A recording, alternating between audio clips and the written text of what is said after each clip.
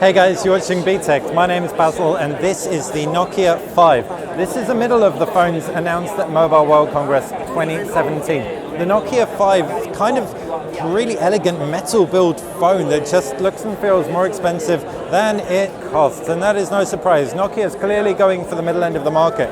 Throughout the conference today, there was no flagship announced, but here you have an Android 7 device packing a very, very stock look and feel Android. You've got Google options to the left, you've got an applications tray that is vertically scrolling, and you've also got some decent specs for the price. It comes in below 200 euros, I think 180 euros or thereabouts.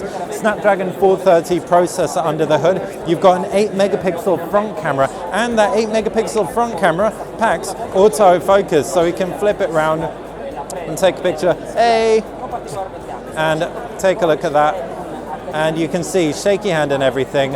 It's focusing on my hand, so my face may be blurry, but still, it all looks relatively decent.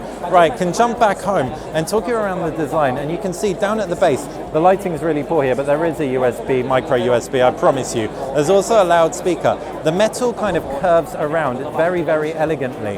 To the right-hand side are the buttons, volume and power button. Left-hand side, no buttons, but up at the top is a 3.5mm headphone jack. Around the back is that rear 8 megapixel camera, and there is also a dual tone lens flash as well. 13 megapixel camera around the back, sorry. And yeah, it's got 5.2 inch HD display. I think it's full HD, don't quote me on that though. Sorry, I think it's 720p though, don't quote me on that.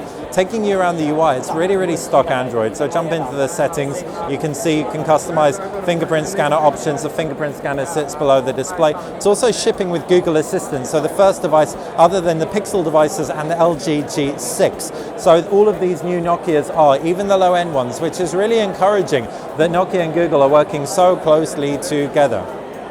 Now, when it comes to additional factors, I think it's 2 gig of RAM, but we can jump into the settings to double check all of that stuff for you. Yep, 2 gigabytes of RAM, and the memory is 16 gigabytes of memory.